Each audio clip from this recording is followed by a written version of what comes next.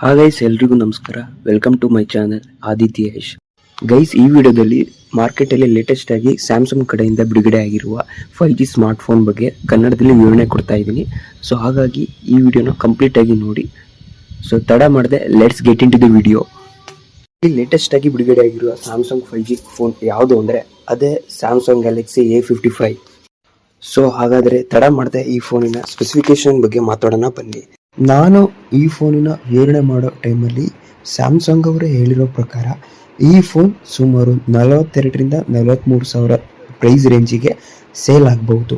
ಇನ್ನು ಈ ಫೋನಿನ ಫ್ರಂಟ್ ಟು ಬ್ಯಾಕ್ ಬಗ್ಗೆ ಹೇಳ್ಬೇಕಂದ್ರೆ ಗ್ಲಾಸ್ ಫಿನಿಶ್ ಅಂತಾನೆ ಹೇಳ್ಬೋದು. ಇನ್ನು ಈ ಫೋನಿನ ಫ್ರಂಟಿಗೆ ಬಂತು ಅಂದರೆ ಬೆಜಲ್ ತುಂಬ ಜಾಸ್ತಿನೇ ಇದೆ. ನೀವು ನೋಡ್ತಾ ಇರ್ಬೋದು, ಬೆಜಲ್ ಬೇರೆ ಫೋನಿಗೆ ಕಂಪೇರ್ ಮಾಡಿದ್ರೆ ಸ್ವಲ್ಪ ಜಾಸ್ತಿನೇ ಇದೆ ಅಂತ ಹೇಳ್ಬೋದು. ಈ ಪ್ರೈಸ್ ರೇಂಜಿಗೆ ಬೆಜಲ್ ಸ್ವಲ್ಪ ಕಮ್ಮಿ ಇದ್ದಿದ್ರೆ ಇನ್ನೂ ಚೆನ್ನಾಗಿರ್ತಿತ್ತು. ಇನ್ನು ಈ ಫೋನಿನ ಬ್ಯಾಕಿಗೆ ಬಂತು ಅಂದರೆ ಗೋರಿಲ್ಲಾ ಗ್ಲಾಸ್ ವಿಕ್ಟಸ್ ಪ್ಲಸ್ ಇಂದ ಬಿಲ್ಡ್ ಮಾಡಿದ್ದಾರೆ ಅಂತಾನೆ ಹೇಳ್ಬೋದು. ಈ ಪ್ರೈಸ್ ರೇಂಜಿಗೆ ಗೋರಿಲ್ಲಾ ಗ್ಲಾಸ್ ಕೊಟ್ಟಿದ್ದಾರೆ ಅಂದರೆ ಬೆಂಕಿ ವಿಷಯ ಅಂತಾನೆ ಹೇಳ್ಬೋದು.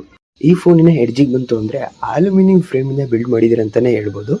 ಈ ಪ್ರೈಸ್ ರೇಂಜಿಗೆ ಇವರು ಅಲ್ಯೂಮಿನಿಯಂ ಫ್ರೇಮ್ ಕೊಟ್ಟಿದ್ದಾರೆ ಅಂದರೆ ಒಂದೊಳ್ಳೆ ಬೆಂಕಿ ವಿಷಯ ಅಂತಾನೆ ಹೇಳ್ಬೋದು. ಜೊತೆಗೆ ಈ ಫೋನ್ IP67 ವಾಟರ್ ರೆಸಿಸ್ಟೆನ್ಸ್ ಮುಖಾಂತರ ಬರ್ತಾ ಇದೆ. ಇನ್ನು ಈ ಫೋನಿನ ಡಿಸ್ಪ್ಲೇ ಬಗ್ಗೆ ಮಾತಾಡೋದಾದ್ರೆ ಈ ಫೋನಲ್ಲಿ 6.6 ಫುಲ್ HD AMOLED ಡಿಸ್ಪ್ಲೇ ಅಂತಾನೆ ಹೇಳ್ಬೋದು. ಈ ಪ್ರೈಸ್ ರೇಂಜಿಗೆ AMOLED ಡಿಸ್ಪ್ಲೇ ಕೊಡಲೇಬೇಕು. ನೀವು 4K ವಿಡಿಯೋ ನೋಡಿದ್ರೆ ಗೊತ್ತಾಗುತ್ತೆ ಇದ್ರ ವಿವಿಡ್ ಆಂಗಲ್ ಎಲ್ಲ ಎಷ್ಟು ಚೆನ್ನಾಗಿ ಬರುತ್ತೆ ಅಂತ. ಒಂದ್ಸರಿ ಟೆಸ್ಟ್ ಮಾಡಿ ನೋಡಿ.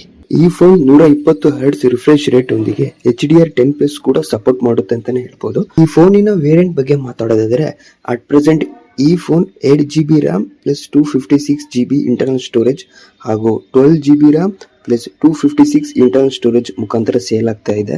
ಈ ಫೋನಲ್ಲಿ LPDDR5X ಕೊಟ್ಟಿದ್ದಾರೆ. ಒಂದೊಳ್ಳೆ ಬೆಂಕಿ ವಿಷಯ ಅಂತಾನೆ ಹೇಳ್ಬೋದು. ಈ ಪ್ರೈಸ್ ರೇಂಜಿಗೆ ಎಲ್ಲರೂ ಎಕ್ಸ್ಪೆಕ್ಟ್ ಮಾಡೋ ಅಂತದೇ ಕೊಟ್ಟಿದ್ದಾರೆ. ಹಾಗೂ ಇದರಲ್ಲಿ ಸ್ಟೋರೇಜ್ ಟೈಪ್ UFS 3.1 ನೀಡಲಾಗಿದೆ. ಈ ಪ್ರೈಸ್ ರೇಂಜಿಗೆ ಇದು ಇನ್ನೂ ಕಮ್ಮಿ ಅಂತಾನೆ ಹೇಳ್ಬೋದು. ಬೇರೆ ಫೋನ್ ಎಲ್ಲ ಈ ಪ್ರೈಸ್ ರೇಂಜಿಗೆ 4 ಕೊಟ್ಟಿದ್ದಾರೆ, ಆದರೆ ಇವರು ಇನ್ನೂ 3.1 ಕೊಟ್ಟಿದ್ದಾರೆ. ಸ್ಯಾಮ್ಸಂಗ್ ಇದರಲ್ಲಿ ಕಾಂಪ್ರಮೈಸ್ ಏನೂ ಆಗಿಲ್ಲ, ಪರವಾಗಿಲ್ಲ.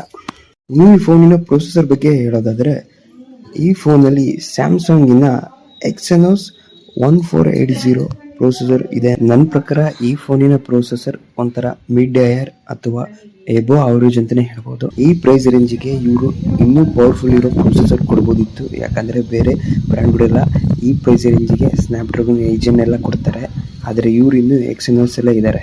ಒಟ್ಟಿನಲ್ಲಿ ಈ ಪ್ರೈಸ್ ರೇಂಜಿಗೆ ಈ ಪ್ರೊಸೆಸರ್ ಓಕೆ ಅಂತಾನೆ ಹೇಳ್ಬೋದು. ನಾನು ಸರ್ಚ್ ಮಾಡಿರೋ ಪ್ರಕಾರ ಈ ಫೋನ್ ಸುಮಾರು 7.5 ಲಕ್ಷ ರೇಟಿಂಗ್ಸ್ ಕೊಡ್ತಿದೆ. ಇದರ ಕ್ಯಾಮ್ರಾ ಬಗ್ಗೆ ಮಾತಾಡೋದಾದರೆ ಈ ಫೋನಿನ ಮೇನ್ ಕ್ಯಾಮ್ರಾ 50 MP ಹಾಗೂ ಫ್ರಂಟ್ ಕ್ಯಾಮ್ರಾ 32 MP.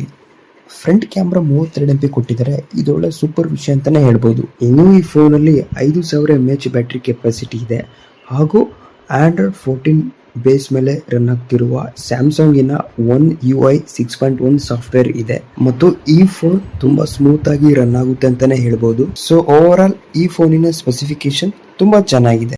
ಸೊ ಹಾಗಿದ್ರೆ ನೀವು ಕೇಳ್ಬೋದು, ಈ ಪ್ರೈಸ್ ರೇಂಜಿಗೆ ಈ ಫೋನ್ ತಗೊಬೋದಾ ತಗೊಬೇಡ್ದ ಅಂತ. ನನ್ನ ಪ್ರಕಾರ ಈ ಪ್ರೈಸ್ ರೇಂಜಿಗೆ ಈ ಫೋನ್ ಚೆನ್ನಾಗಿದೆ ಅಂತಾನೆ ಹೇಳ್ಬೋದು. ಎಲ್ಲದೂ ಚೆನ್ನಾಗೇ ಕೊಟ್ಟಿದ್ದಾರೆ. ಪ್ರೊಸೆಸರ್ ಮಾತ್ರ ಸ್ವಲ್ಪ ಕಮ್ಮಿ ಪವರ್ಫುಲ್ ಇದೆ. ಬೇರೆ ಬ್ರ್ಯಾಂಡಿಗೆ ಕಂಪೇರ್ ಮಾಡಿದ್ರೆ ಈ ಪ್ರೈಸ್ ರೇಂಜಿಗೆ ಈ ಪ್ರೊಸೆಸರ್ ಇನ್ನೂ ಚೆನ್ನಾಗಿ ಕೊಡ್ಬೋದಿತ್ತು. ನಮಗೆ ಪ್ರೊಸೆಸರ್ ಮ್ಯಾಟ್ರ್ ಆಗಲ್ಲ, ಮಿಕ್ಕಿದೆಲ್ಲ ಸ್ಪೆಸಿಫಿಕೇಶನ್ ಚೆನ್ನಾಗಿದೆ ಅಂದರೆ ನೀವು ಇದನ್ನು ತಗೊಬೋದು. ಇಲ್ಲ ನನಗೆ ಪ್ರೊಸೆಸರೇ ಮ್ಯಾಟ್ರ್ ಆಗುತ್ತೆ, ಈ ಪ್ರೈಸ್ ರೇಂಜಿಗೆ ಪ್ರೊಸೆಸರ್ ನನಗೆ ಇನ್ನೂ ಚೆನ್ನಾಗಿರೋದು ಬೇಕು ಅಂದರೆ ನಿಮಗಿದು ಒಂದು ಆಪ್ಷನ್ ಆಗಿ ಇಟ್ಕೊಬೋದು. ಸೊ ಗೈಸ್, ಇದಿಷ್ಟು ಈ ಫೋನಿನ ವಿವರಣೆ ಆಗಿತ್ತು. ಈ ವಿವರಣೆ ನಿಮಗೆ ಇಷ್ಟ ಆಗಿದರೆ ಲೈಕ್ ಮಾಡಿ, ಶೇರ್ ಮಾಡಿ, ಸಬ್ಸ್ಕ್ರೈಬ್ ಮಾಡಿ. ಸಿಗೋಣ ಮುಂದಿನ ವಿಡಿಯೋದಲ್ಲಿ.